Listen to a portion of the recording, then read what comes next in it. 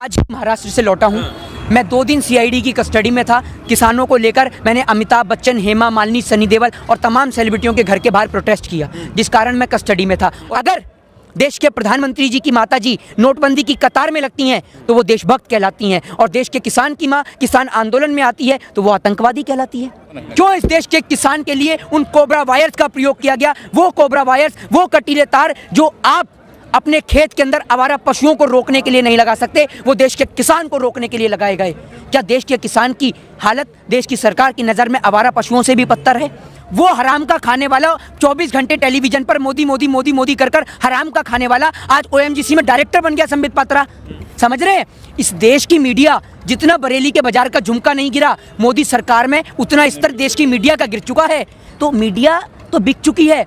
जिस तरीके से आपने देखा है ना, होटल के बाहर कुत्ते जो हैं वो झूठी प्लेटों का इंतजार करते हैं, वही हाल है देश की मीडिया का। चौथा स्तंभ नहीं है, देश की सरकार की गुलामी करने में लगी हुई है। कुत्ता भी जिसका नमक खाता है, रोटी खाता है, वफादारी करता है, ये तो उससे भी गैर गुजरे हैं। तो इस देश के चौथे स्तंभ हैं मान, मर्यादा, प्रतिष्ठा और गरिमा का सम्मान रखिए, वरना वो दिन दूर नहीं जब आप हाथ में माइक पकड़कर कहेंगे कि माँ की कसम खा रहा हूँ, इस बार सच्ची खबर दिखा रहा हूँ, लेकिन कोई भी आपकी बात पे यकीन नहीं करेगा। मामला जो है ना, आप लोगों की नज़र में ये मामला सिर्फ कुछ चंद लोगों की राजनीति का हो सकता है, या आप लोग कहें कि ये खालिस्तानी आतंकवादी या पाकिस्तानियों का हो सकता है। नहीं, ये मामला उन तमाम देश के नौजवानों का है, उन तमाम माताओं का है जिन्होंने इस आंदोलन के चलते अपने वीर सपूतों को खो दिया, उन तमाम बेटों का है जिन्होंने अपने पिता को खो दिया।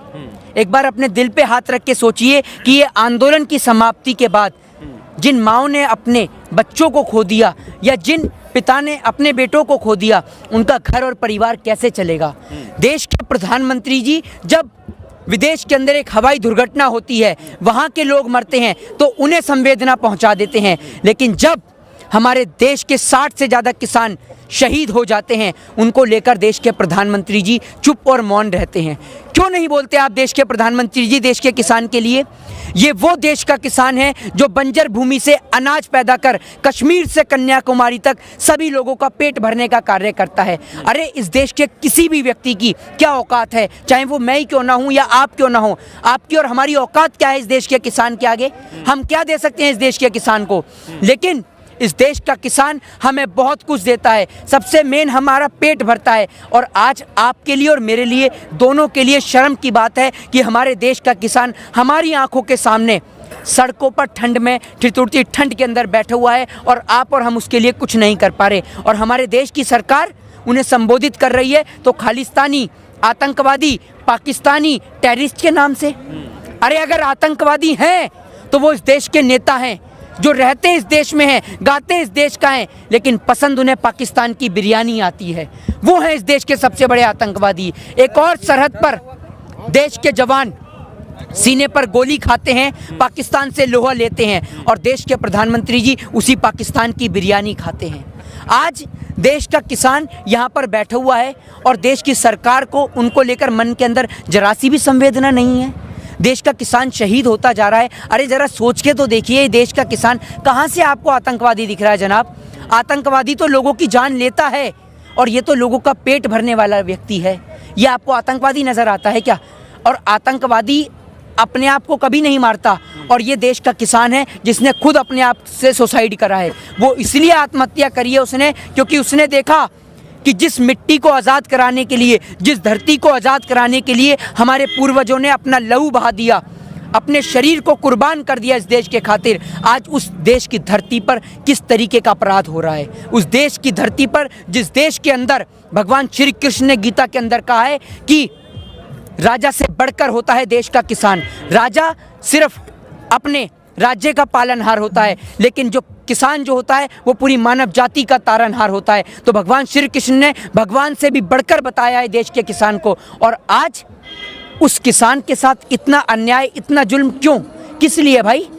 वो देश का किसान है सिर्फ इसलिए? आप सिर्फ चंद उद्योगपतियों को फ़ायदा पहुंचाने के लिए इस देश के तमाम देश के किसानों का सर कलाम करने में लगे हुए हैं, उन्हें बलि का बकरा बनाने में लगे हुए हैं। आपको शर्म नहीं आती प्रधानमंत्री जी? अगर देश के प्रधानमंत्री जी की माता जी नोटबंदी की कतार में लगती हैं तो वो देशभक्त कहलाती हैं, और देश के किसान की माँ किसान आंदोलन में आती है तो वो आतंकवादी कहलाती है। ऐसा दोहरा चरित्र क्यों देश के प्रधानमंत्री जी का, ज़रा ये तो बताइए। और आप कोर्ट की बात करते हैं, एक बात मुझे बताइए, जब इस देश की सरकार, इस देश की जुडिशरी पर, इस देश की न्यायपालिका पर दबाव डालती है, उसे खरीदने का प्रयास करती है, तो ये दिल बहुत दुखता है। आज आप एक बात मुझे बताइए कि निर्भया के दोषियों ने बलात्कार करा, उन्हें फांसी के तख्ते पर लटका दिया गया, बहुत अच्छी बात है, क्योंकि बलात्कार करने वाले को फांसी की सज़ा होनी चाहिए। लेकिन बलात्कार करने वाला अगर गरीब हो तो फांसी पर लटका दो, और अगर वही बलात्कार करने वाला कुलदीप सिंह सेंगर, चिन्मयानंद, नित्यानंद, राम रहीम, आसा राम जैसा हो तो उसे बैठाल के जेल की रोटी खिलाओ। देश की न्यायपालिका को, देश के किसान को विश्वास दिलाना होगा, भरोसा दिलाना होगा कि जो 60 से ज़्यादा आपके किसान भाई शहीद हुए हैं, उनकी शहादत व्यर्थ नहीं जाएगी। उनकी शहादत को इतिहास के अंदर याद रखा जाएगा कि जब सारा का सारा देश अंबानी और अडानी के हाथ में सौंपने की तैयारी में था, देश की सरकार के द्वारा पूरा देश अंबानी और अडानी के हाथ में सौंपा जा रहा था, तो वो इस देश के किसान जो लोगों का पेट भरते हैं, वो सड़क पर उतरे और अपनी शहादत देकर, शहीद होकर इस देश को उद्योगपति के हाथ में जाने से बचाया। तो देश की न्यायपालिका को लिखित में देना होगा कि देश के किसान को ये काला कानून कभी लागू नहीं किया जाएगा। और मैं तो देश के प्रधानमंत्री जी से सीधा कहता हूं कि प्रधानमंत्री जी, एक और आप रामलीला मैदान में आइए, अपने दलाल पत्रकारों को लेकर, अपने पत्तल चाट पत्रकारों को लेकर, और एक और देश का किसान बैठा होगा, आमने सामने जनसंवाद करिए ना, क्योंकि बंद कमरे के अंदर समझौते होते हैं, न्याय नहीं। तो अगर आपको न्याय देना है तो आइए, रामलीला मैदान खुला मैदान है, चुनौती है आपको, आइए और देश के किसान से बहस करिए, किसान मुद्दों को लेकर। क्यों नहीं कर रहे आप? इस समिति को कैसे देखते हैं जो सुप्रीम कोर्ट ने बताई है, जो कहीं ना कहीं हितों को देखकर और इस मामले को निपटाने के लेकर सरकार की है?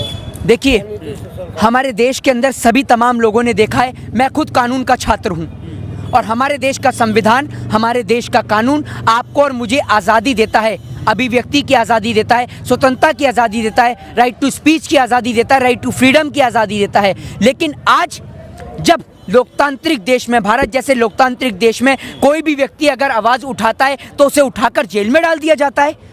आप उससे कैसे अभिव्यक्ति की आज़ादी छीन सकते हैं? इस देश का आर्टिकल 19 आपको आज़ादी देता है प्रोटेस्ट करने की, शांतिपूर्ण तरीके से कानून और संविधान के दायरे में रहकर आपको प्रोटेस्ट करने की आज़ादी देता है। तो क्यों देश के किसान को रामलीला मैदान में जाने से रोका गया? क्यों इस देश के किसान के ऊपर लाठी, डंडे और भाजे गए? क्यों इस देश के किसान के लिए उन कोबरा वायर्स का प्रयोग किया गया? वो कोबरा वायर्स, वो कटीले तार जो आप अपने खेत के अंदर आवारा पशुओं को रोकने के लिए नहीं लगा सकते, वो देश के किसान को रोकने के लिए लगाए गए। क्या देश के किसान की हालत देश की सरकार की नज़र में आवारा पशुओं से भी बदतर है? और देश के प्रधानमंत्री जी इस देश के लिए एक सामूहिक पनौती हैं, इस देश के लिए एक इंटरनेशनल पनौती हैं। अमेरिका गए तो ट्रंप के साथ क्या हुआ पूरे देश ने देखा। इन्होंने मोर को हाथ लगाया तो आज सारे के सारे पक्षी बर्ड फ्लू से जूझ रहे हैं। देख रहे हैं आज सारे पक्षी बर्ड फ्लू से जूझ रहे हैं। एक बीमारी जा नहीं रही, दूसरी नई बीमारी देश के अंदर तैनात हो रही है। क्या हो रहा है? देश का हाल है। इसमें भी प्रधानमंत्री का दोष मान रहे हैं? तो आप एक बात मुझे बताइए, तो क्या ये रात को सपने में हो गई बीमारी? कैसे हो गई कोरोना? अगर आप एक बात मुझे बताइए, कोरोना कैसे आया? कैसे आया कोरोना? फ्लाइट के जरिए आया ना। चाइना से आप कैसे जाते हैं? फ्लाइट के जरिए। तो अगर भारत देश के अंदर कोरोना सबसे पहले होता ना, तो भारत देश के नागरिक को किसी और जगह, कोई और विदेश में जाने नहीं देता। लेकिन भारत देश के प्रधानमंत्री जी तो व्यस्त थे अपने आटा चोर कंस, व्यापम घोटाला वाले आटा चोर कंस मामा की सरकार बनाने में, उस शिवराज सिंह चौहान को मुख्यमंत्री बनाने में व्यस्त थे, जिस कारण पूरे देश को आज कोरोना जैसी महामारी से जूझना पड़ा। और कोरोना कहाँ है? और इनके पास कौन सा चूरन है जो देश की जनता को नहीं देते और अपनी जेब में रखते हैं? ये बिहार पहुंचते हैं तो कोरोना गायब हो जाता है, और बिहार से आते हैं तो दोबारा कोरोना हो जाता है। तो ऐसा कौन सा कोरोना है और ऐसी कौन सी पुड़िया है जो आपके पास है और हमारे पास नहीं है? तो जरा हमें भी तो दीजिए, हमें क्यों नहीं दे रहे? क्योंकि इनके प्रवक्ता को तो फायदा है। वो हराम का खाने वाला 24 घंटे टेलीविजन पर मोदी मोदी मोदी मोदी कर कर हराम का खाने वाला आज OMGC में डायरेक्टर बन गया, संबित पात्रा। समझ रहे हैं? इस देश की मीडिया जितना बरेली के बाजार का झुमका नहीं गिरा मोदी सरकार में, उतना स्तर देश की मीडिया का गिर चुका है। तो मीडिया तो बिक चुकी है।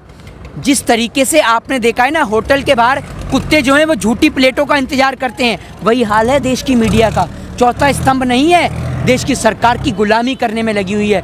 कुत्ता भी जिसका नमक खाता है, रोटी खाता है, वफादारी करता है, ये तो उससे भी गैर गुजरे हैं। देखा ना आपने। ये सवाल ये खड़े कर रही है कि कृषि कानून इन्हें मंजूर नहीं, अब सुप्रीम कोर्ट ने जो समिति गठित की है वो भी इन्हें मंजूर नहीं, तो मंजूर पहले मुझे आप उस मीडिया का नाम बताइए, कौन सी मीडिया की बात करते हैं? उस मीडिया की बात करते हैं जिसका चैनल का ऑनर है भारतीय जनता पार्टी के राज्यसभा सांसद सुभाष चंद्रा, या उस मीडिया की बात करते हैं जिसके ऑनर अंबानी और अडानी है, या उस मीडिया की बात करते हैं जिसका ऑनर वो पौने 2 आंख वाला कानिया पौने 2 आंख वाला बाबा रामदेव है? कौन सी मीडिया की बात करते हैं, जरा मुझे ये बताइए। है कोई सी मीडिया? या उस मीडिया की बात करते हैं उस पत्रकार दीपक चौरसिया की जो 24 घंटे हिंदू, मुस्लिम, पाकिस्तान, चाइना की बात करता है? तो उन मीडिया का नाम भी तो बताइए। आपके एक सूत्र के कारण कश्मीर से कन्याकुमारी तक पूरे देश के अंदर आतंक फैल जाता है, लेकिन आपके सूत्र का पता ही नहीं चलता। कहाँ है वो सूत्र, जरा बताइए। तो आप तो कह देते हैं सूत्रों के हवाले से पता चला, ढूंढते रहिए सूत्र। आपके सूत्र के कारण एक भाई दूसरे भाई का रक्त बहा देता है, लेकिन आपके सूत्रों का पता नहीं चलता। गरिमा का सम्मान रखिए, वरना वो दिन दूर नहीं जब आप हाथ में माइक पकड़कर कहेंगे कि माँ की कसम खा रहा हूँ, इस बार सच्ची खबर दिखा रहा हूँ, लेकिन कोई भी आपकी बात पे यकीन नहीं करेगा। तो इसलिए वो दिन मत लाइए।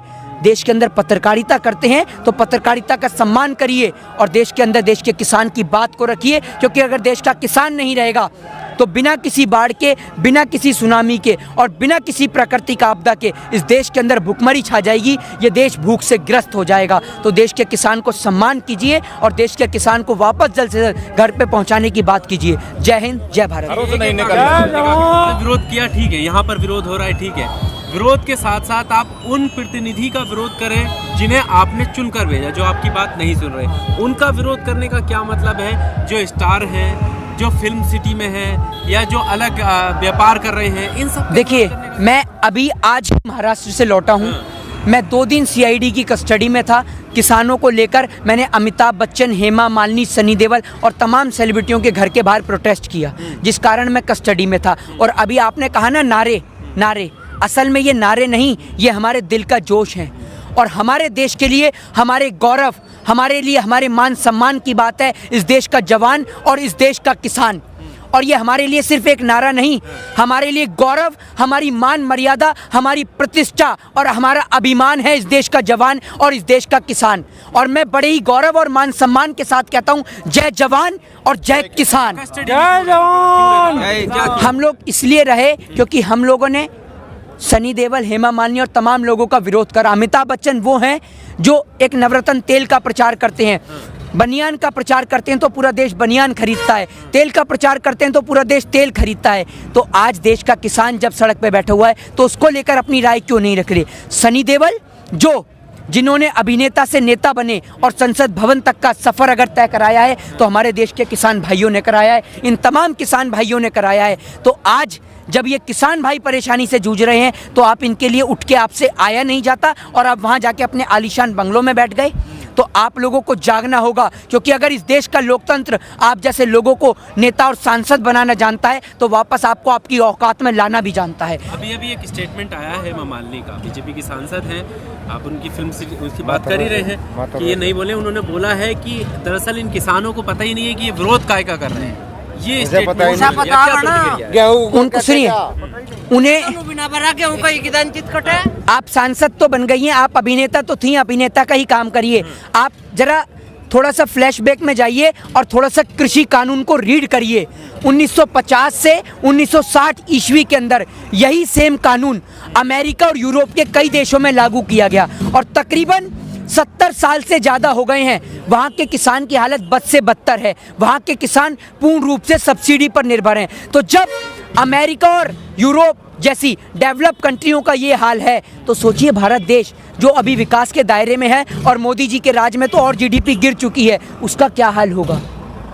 बिहार के अंदर 2006 के अंदर APMC एक्ट लागू किया गया और आज भी बिहार के किसान अपनी फसल को बेचने के लिए पंजाब और दिल्ली पर निर्भर रहते हैं। तो देश के किसान के लिए हेमा मालिनी जी, इन बिलों को आप रीड करिए। आपको नहीं पता कृषि कानून के बारे में और आपका बस नहीं चल रहा, आप तो कहते हैं सुप्रीम कोर्ट को भी नहीं पता। तो आप सुप्रीम कोर्ट से ज़्यादा पढ़ी लिखी हैं क्या? ये आपकी कोई फिल्म की शूटिंग नहीं चल रही, ये रियलिटी है, तो रियलिटी में आइए, शूटिंग को छोड़िए और रियलिटी में आकर देश के किसान के साथ आइए। आपकी तरह नहीं कि आप लोग झूठ मूठ में गेहूं काटने के लिए पहुंच गई, ऐसे आप राजनीति नहीं होती। आप आइए, देश के किसान को समर्थन कीजिए, क्योंकि कुर्सी तो दोबारा मिल सकती है, लेकिन अगर देश के किसान ने आपको नकार दिया तो आपको दोबारा कभी मौका नहीं मिलेगा।